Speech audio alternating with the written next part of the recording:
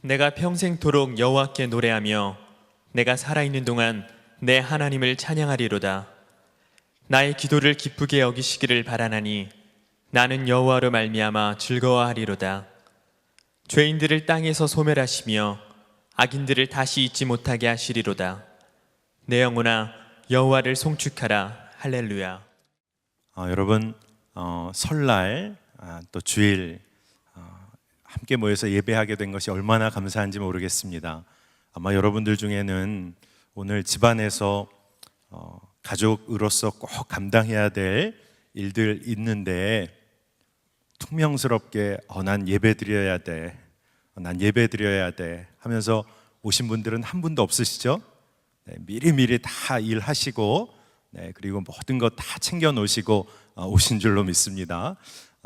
우리가 예배 드리고 또 하나님 앞에 나와서 이렇게 예배하고 감사했다면 우리가 설 연휴 동안 가족들도 전심으로 사랑하고 섬겨야 할 줄로 믿습니다.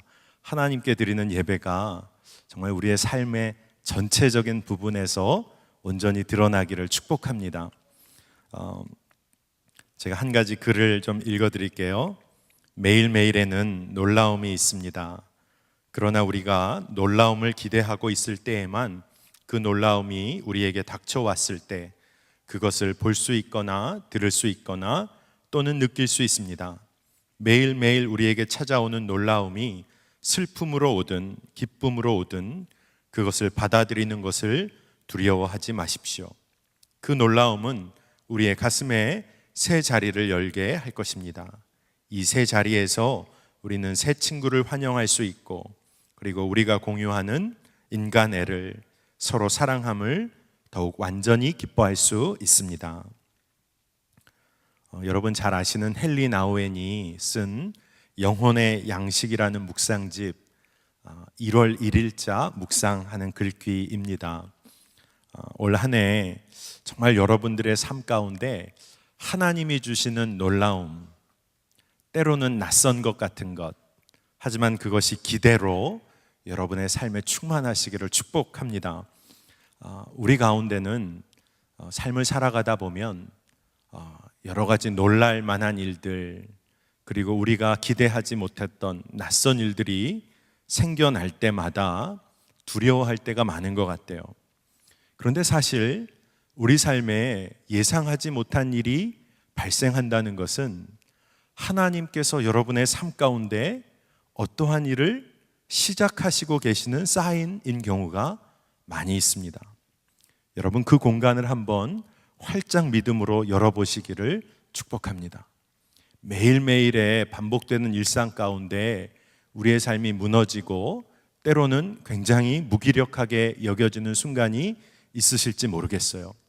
하지만 하나님께서는 여러분의 삶 가운데 새 일을 행하기 원하십니다. 그런데 참 안타까운 것은 청년의 때예요.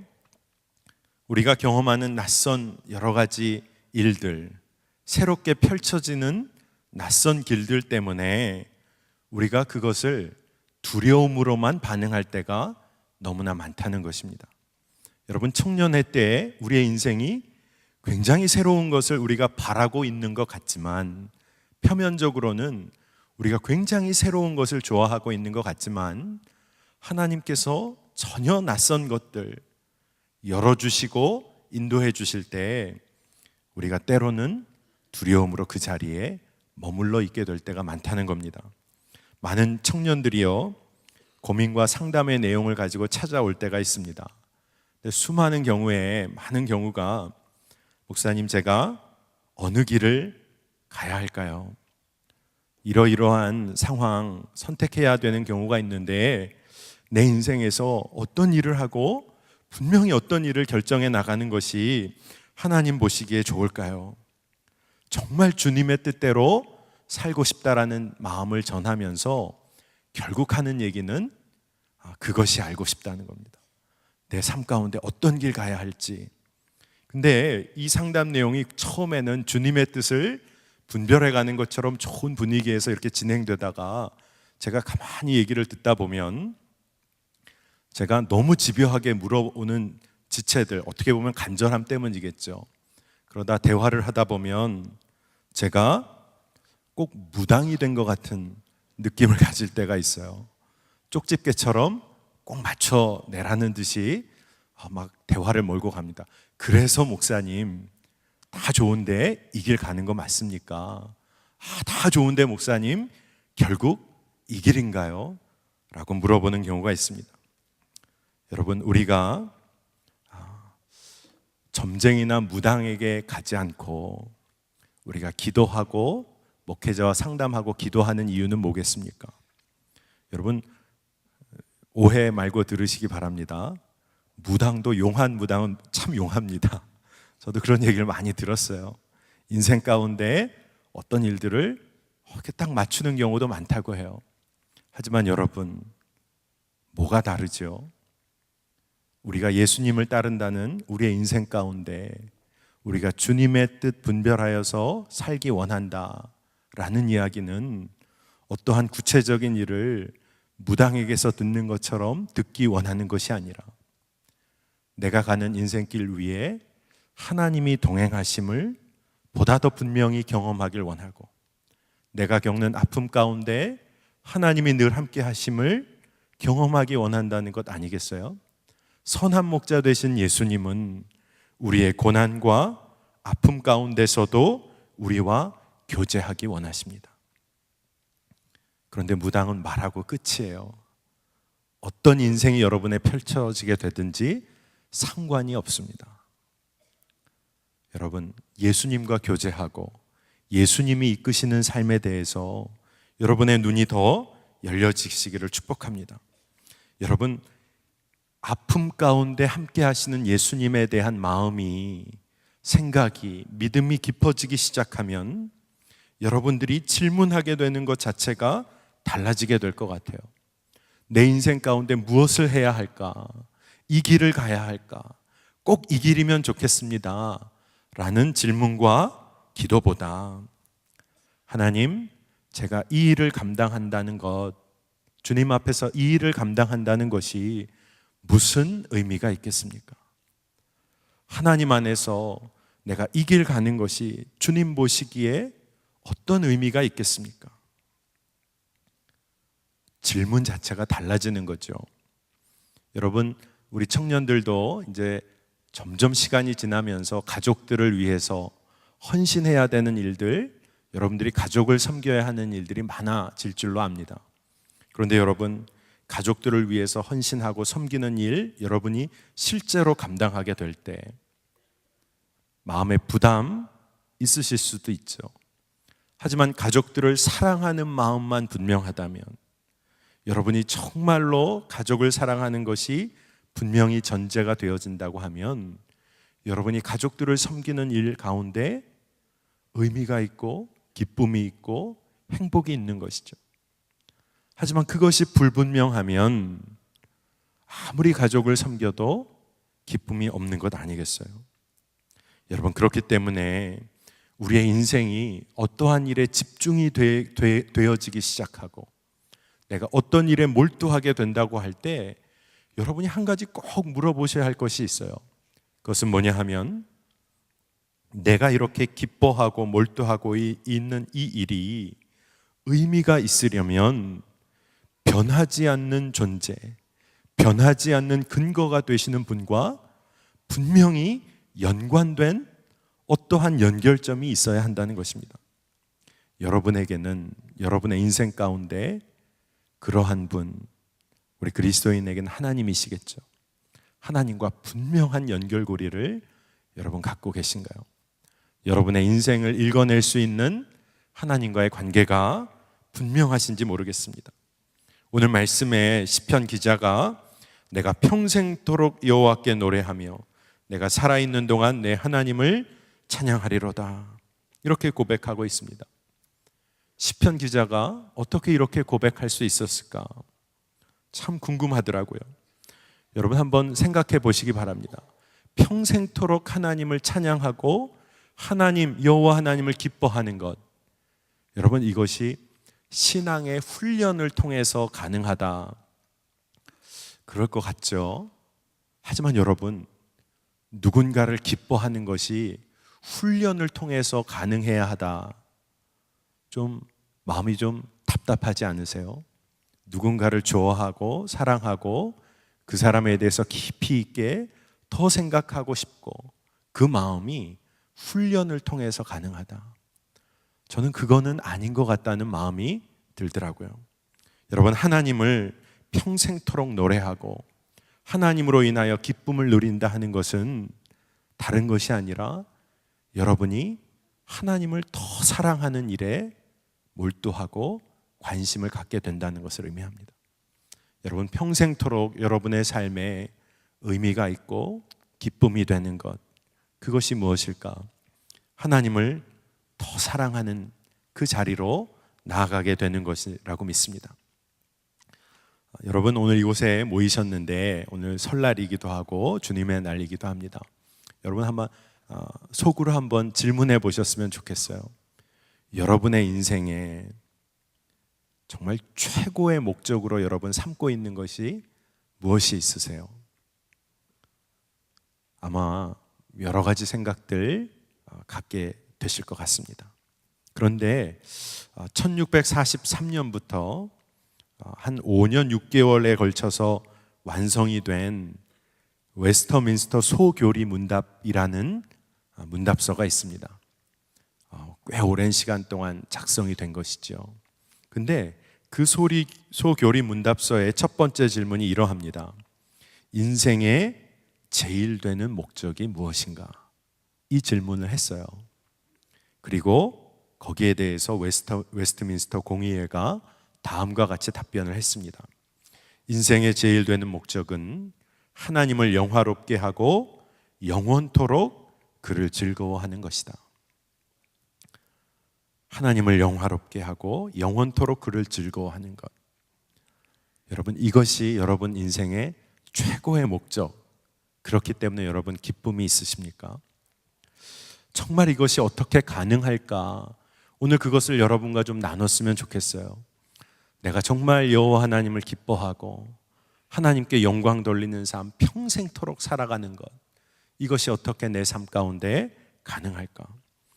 여러분, 먼저 한 가지 인정하실 일이 있습니다. 그것은 뭐냐 하면 여러분의 인생을 하나님께서 지으셨다는 거예요. 여러분이 피조물이라는 것입니다. 여러분, 그것에 감사하셔야 돼요. 하나님이 여러분을 빚으시고 만들어 주셨다는 거예요. 오늘 우리가 읽은 104편 전체를 읽진 않았지만 104편 5절에 보면 시편 기자가 하나님의 창조를 찬양합니다. 땅에 기초를 놓으신 하나님 찬양하고 있어요. 24절에 가면 여호와 하나님이 행하신 일이 온 우주에 충만하다. 그 지혜로 행하신 일들이 세상 가운데 덮여 있다. 너무나 놀라움으로 찬양하고 있습니다. 온 우주 가운데 가득 차 있는 하나님의 그 충만하심을 노래하고 있어요. 그런데 여러분, 그 놀라운 충만하심의 한 복판에 여러분이 놓여 있다는 거예요.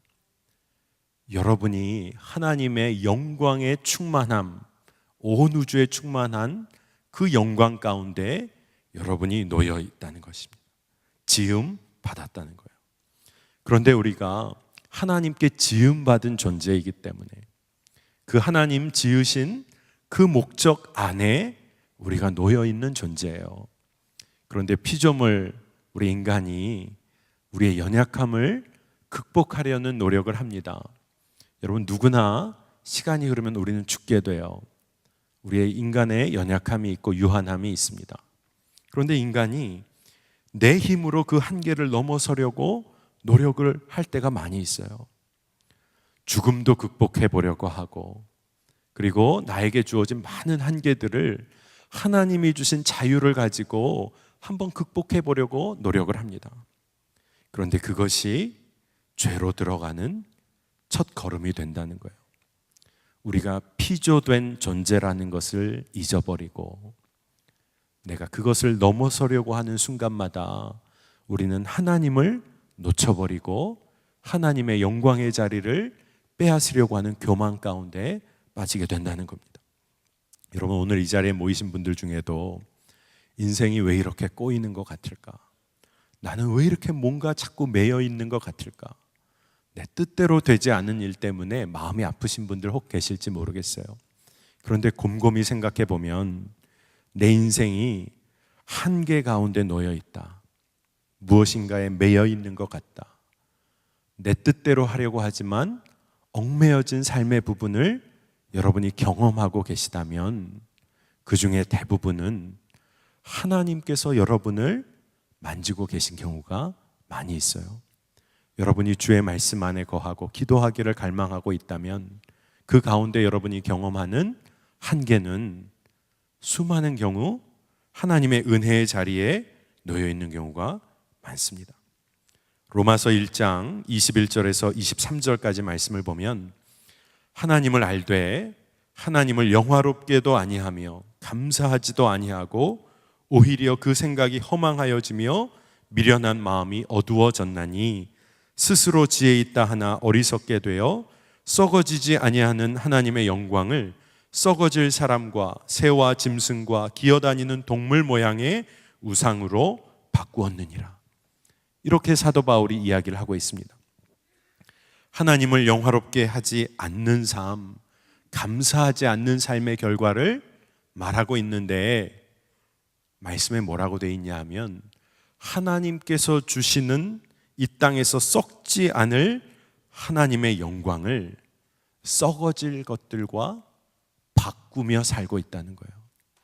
하나님께 영광 돌리고 하나님께 감사하는 삶이 우리 가운데서 메말라지게 될 때 우리가 경험하는 삶의 결과가 하나님의 영광을 썩어질 것들과 바꾸는 우를 범한다는 겁니다.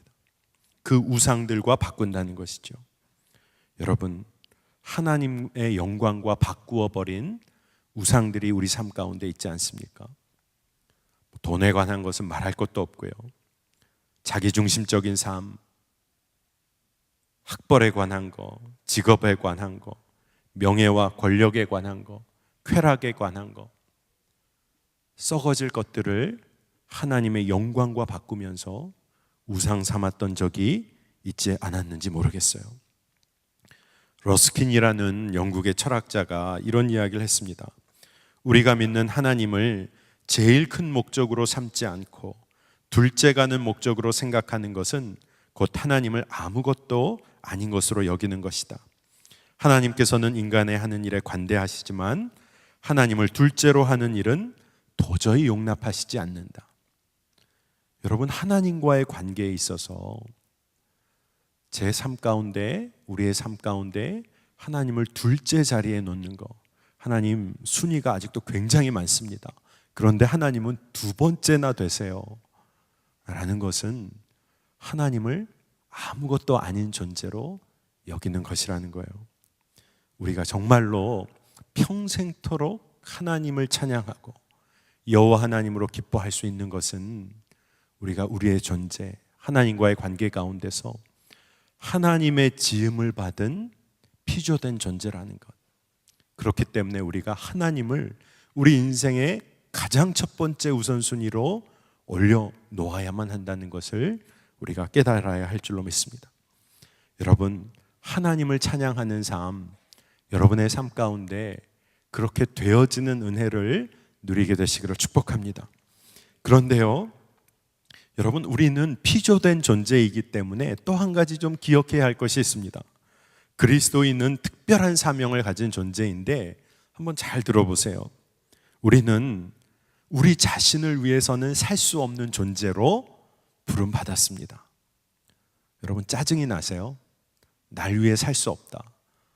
정말 복음인 줄 알고 이렇게 신앙생활 하는데 날 위해서는 살 수 없다니.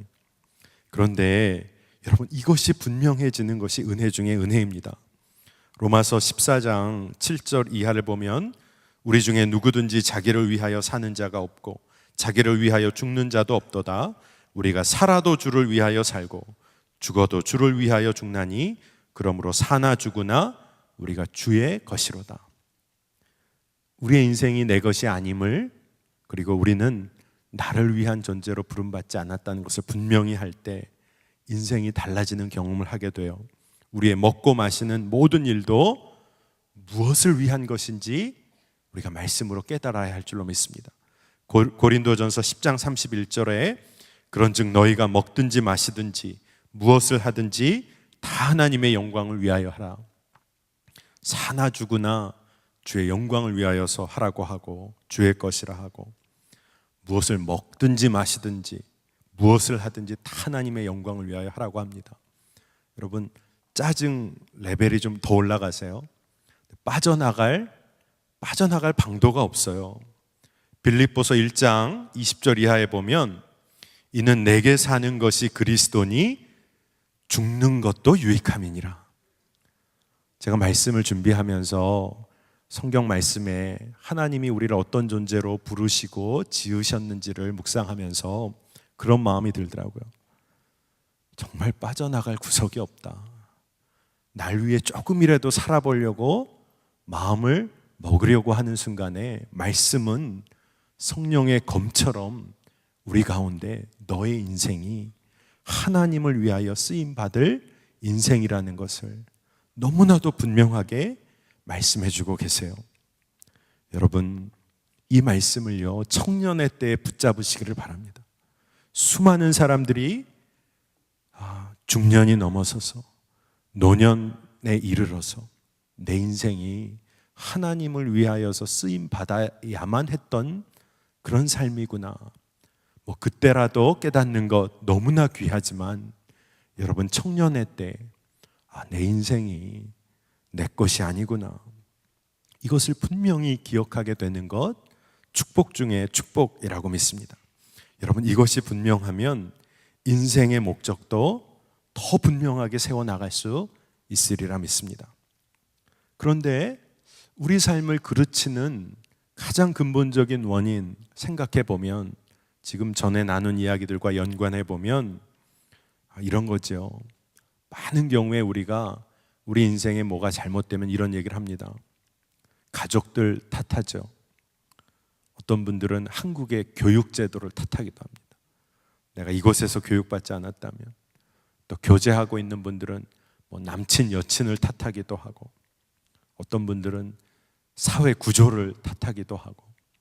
그런데 우리 인생이 그르쳐지는 가장 근본되는 원인들 있다면 그것은 여러분, 우리 인생 내 것이 아니라고 고백 못하는 데 있다는 것이죠.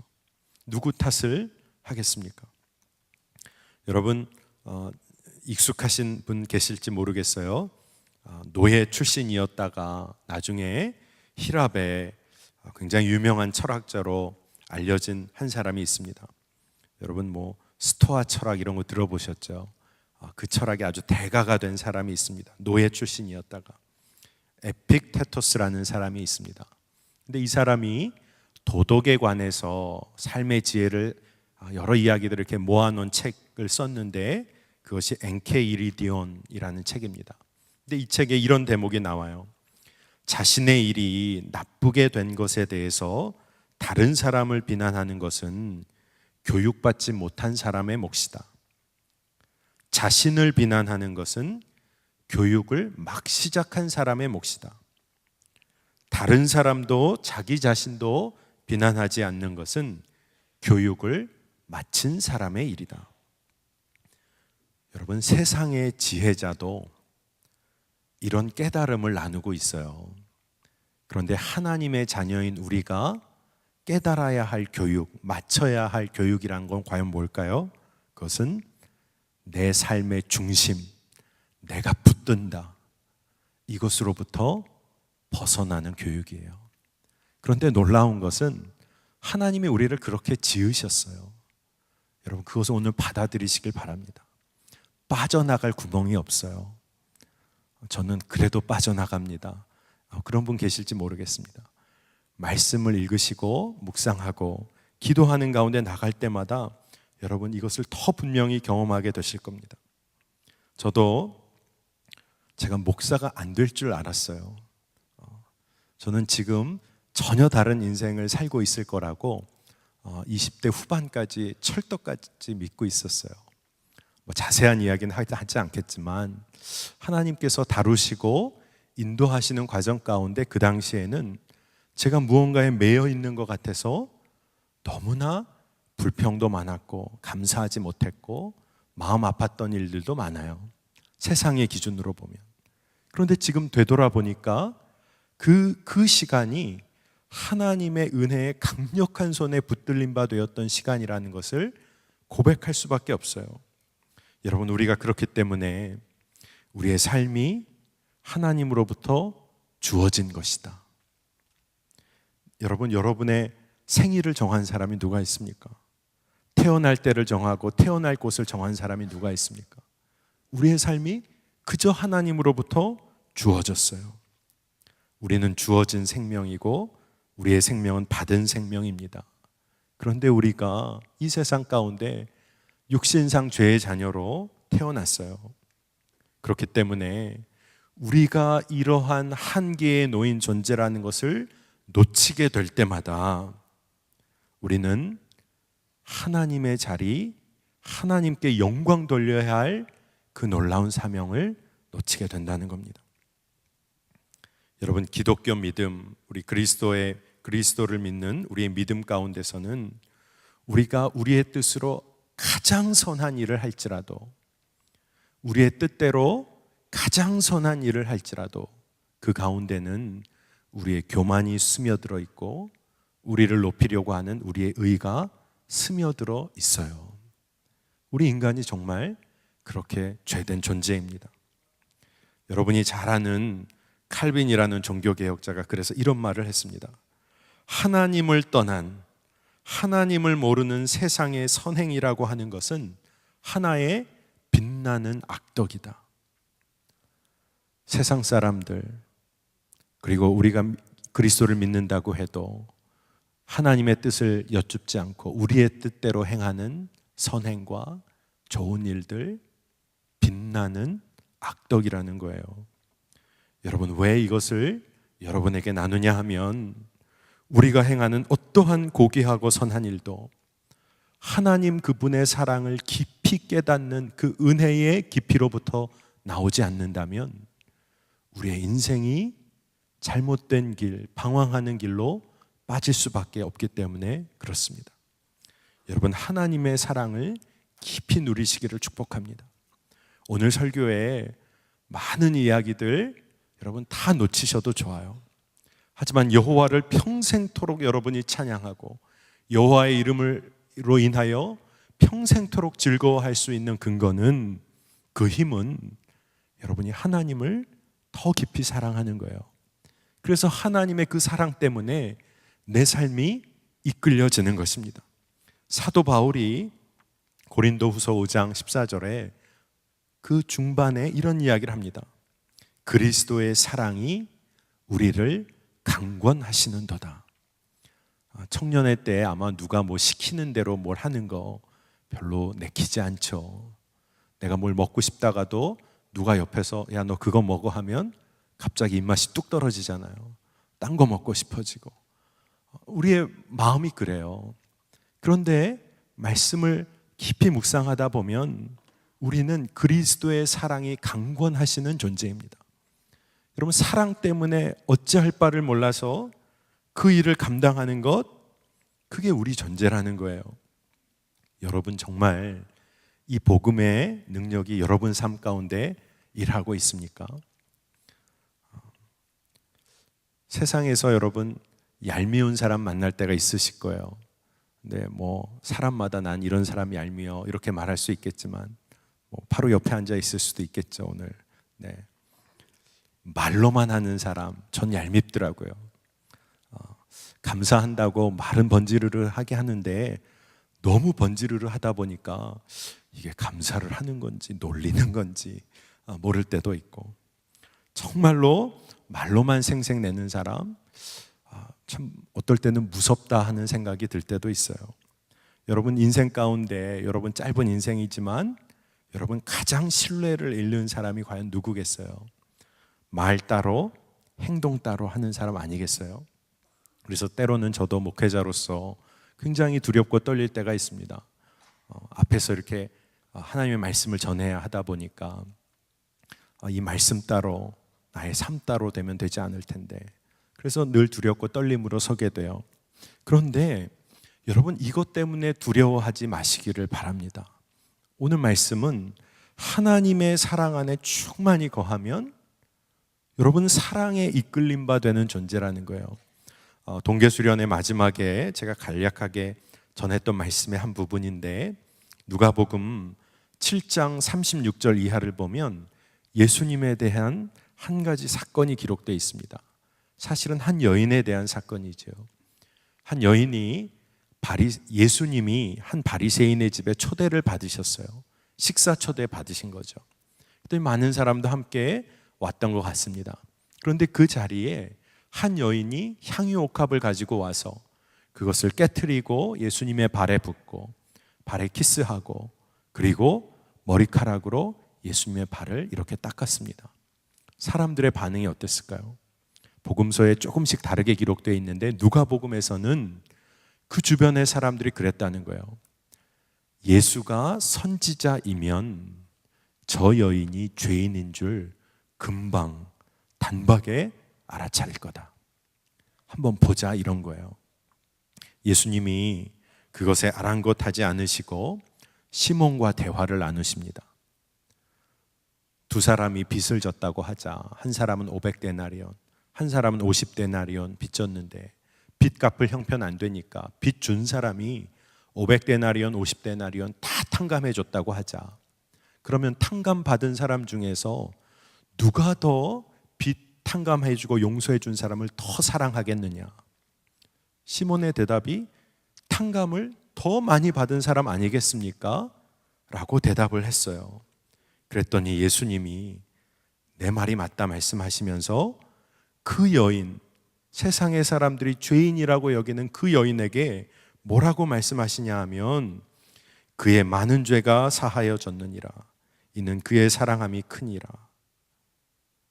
이 이야기를 그 여인도 듣게, 그 많은 사람도 듣게 말씀을 하세요. 이 이야기는 뭐냐 하면 이 여인이 너무나도 나를 사랑하는데 그 이유는 그 여인이 하나님의 사랑을 깊이 경험했기 때문이라는 거예요. 세상의 사람은 죄인이라고 손가락질 하는데 주님이 보실 때는 이 여인은 하나님께 은혜 받은 만큼 예수 그리스도, 이분이 하나님의 아들이라는 건 믿으면서 하나님의 사랑이 깊이 나갔기 때문에, 그리고 그 죄로부터 자유함, 그 은혜를 누리고 있기 때문에 이렇게 반응할 수 있었다는 거예요. 저는 이 말씀을 묵상하면서 예수님이 죄에 대해 정죄하지 않으시고 은혜 입은 만큼 사랑으로 표현하는 이 여인을 복되고 존귀하다라고 높여주시는 그 예수님을 보면서 마음에 얼마나 위안을 얻었는지 몰라요. 여러분, 우리가 그래요.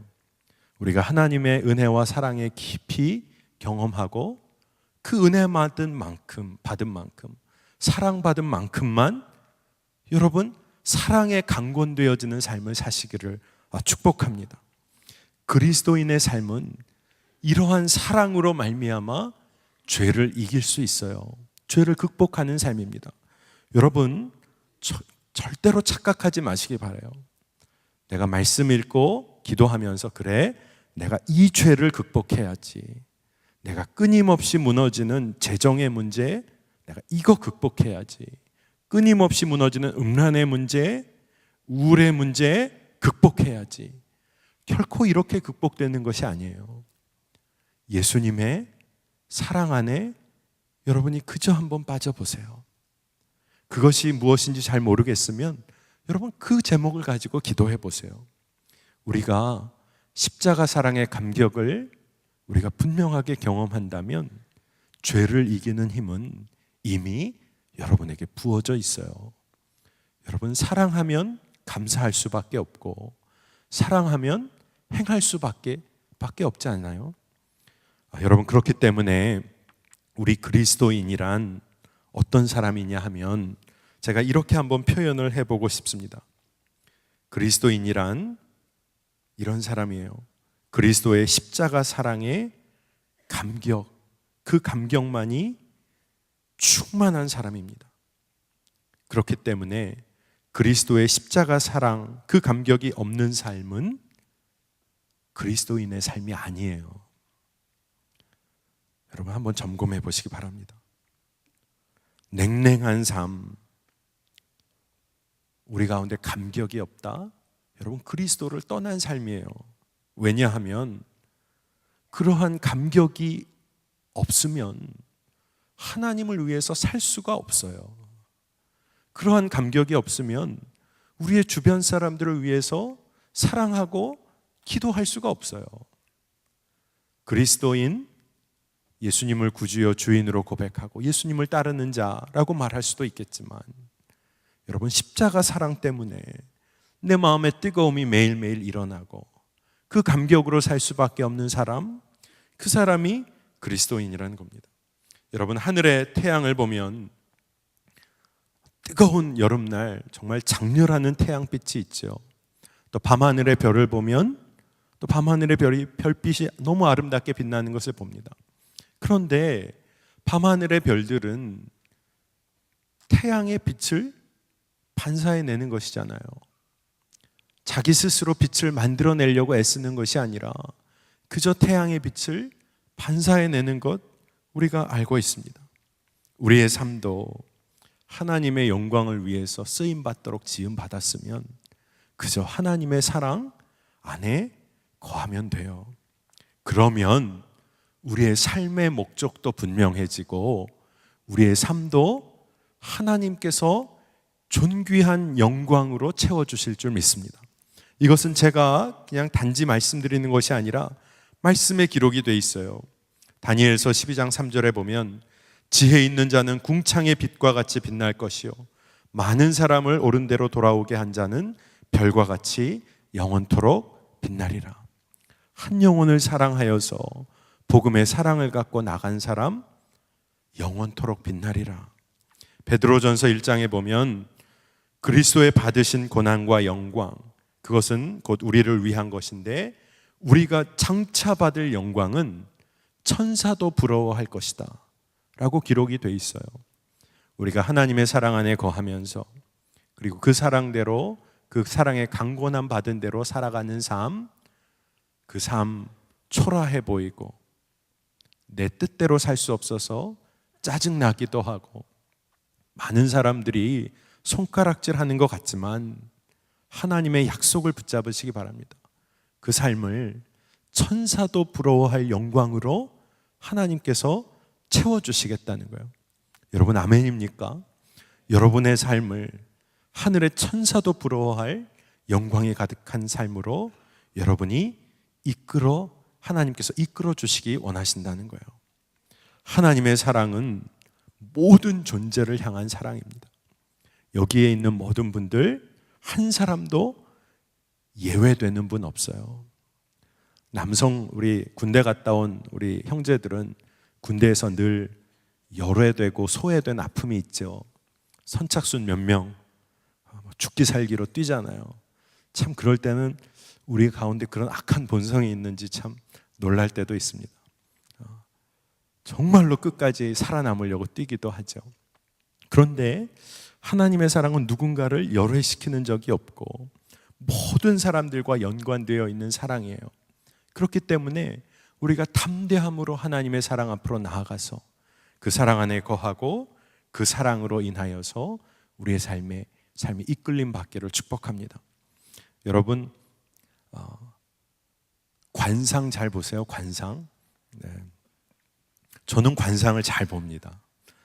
목사가 무슨 관상을 보나 제가 제 처와도 얘기하면 때로는 제가 목양하게 되고 만나게 되는 교우나 형제 자매들 이게 여러분 믿음 없다고 생각하지 마십시오. 제가 그런 얘기를 합니다. 관상학적으로 저 친구는 그런 것 같아 이런 얘기를 할 때가 있어요. 그러면 제 처는 늘 저에게 뭐라고 얘기하면 목사가 무슨 관상을 얘기하냐. 근데 저는 이런 얘기를 합니다. 그게 오랜 데이터가 축적된 거야. 나도 목회하면서 사람의 얼굴 보고 저 사람이 정말 뭘 좋아하는지, 저 사람은 일을 할 때 무엇 때문에 일하는지, 무슨 동기 때문에 움직이는지, 해외 선교 가자고 해도 꿈쩍 안 하고 있다가 어떤 일 때문에는 확 움직여 버려요. 그 동기를 잘 보고 그 사람이 어떤 일 때 웃는지, 잘 보면 그 사람의 마음의 중심을 알 수 있다는 거예요. 제가 그렇게 이야기를 합니다. 여러분 무서우시죠? 네, 제가 관상을 잘 봅니다.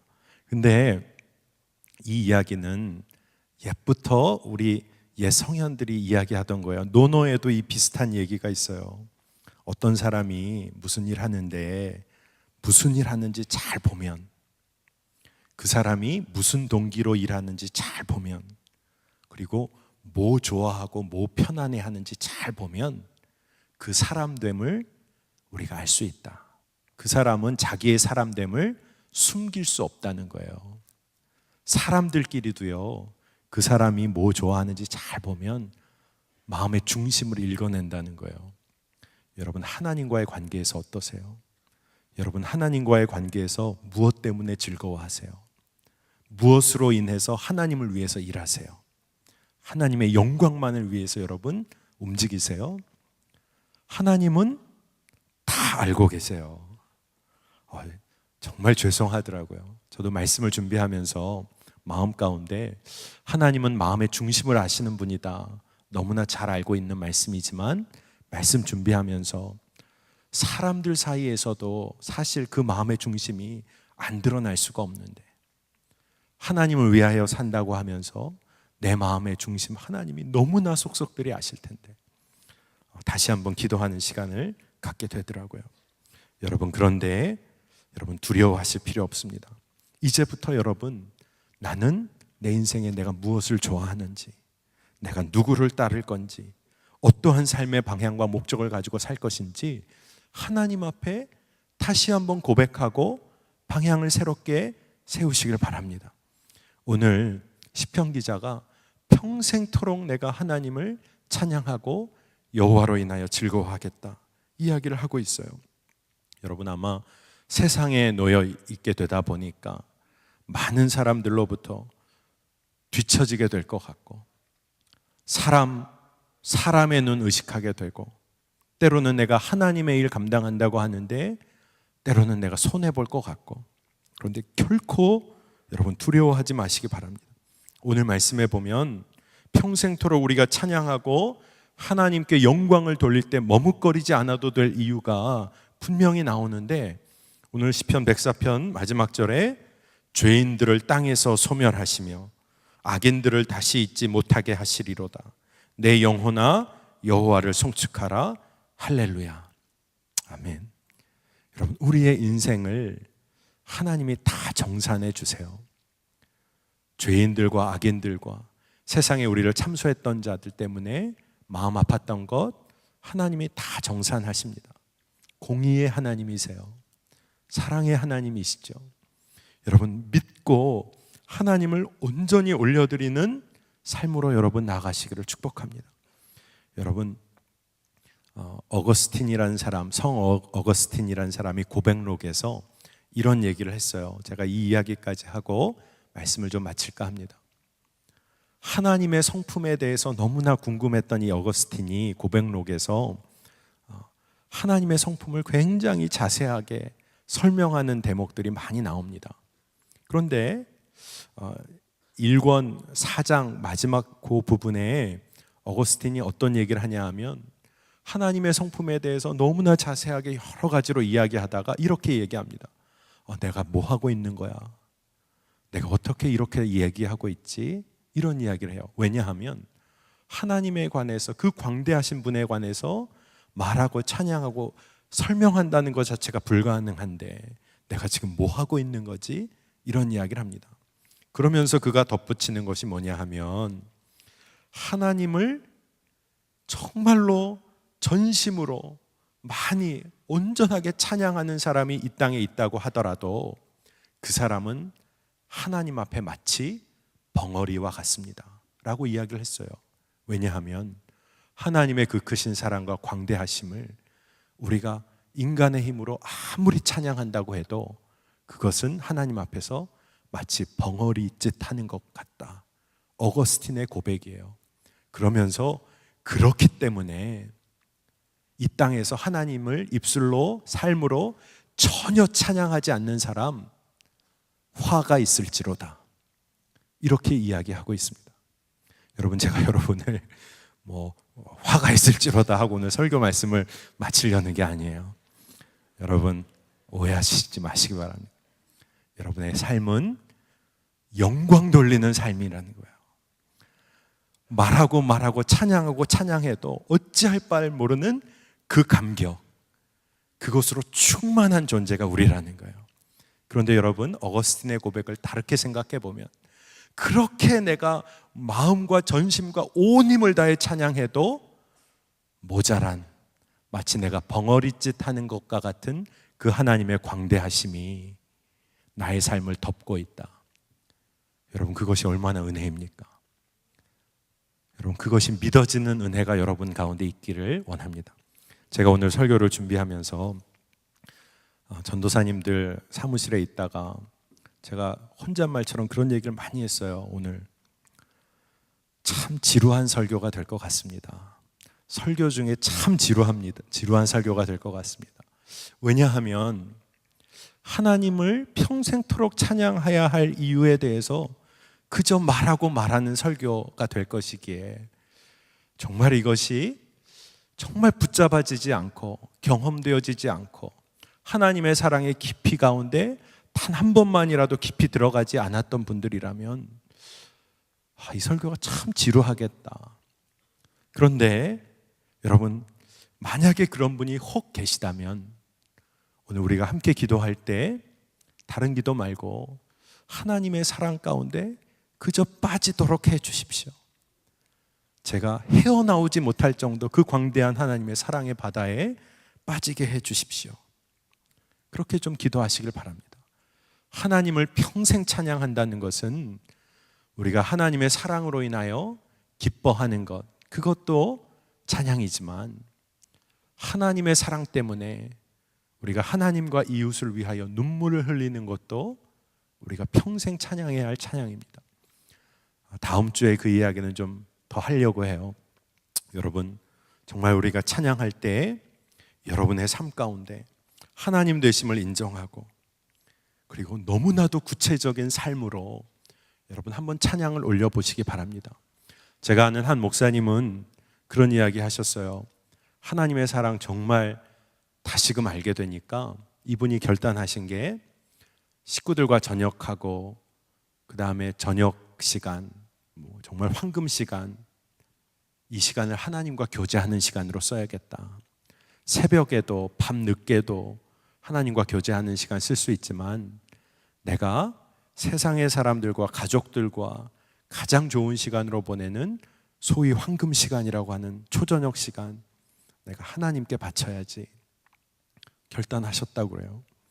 모두가 다 그럴 필요는 없지만 우리 삶의 가장 구체적이고 소중한 것으로 주님과 교제하게 되기를 축복합니다.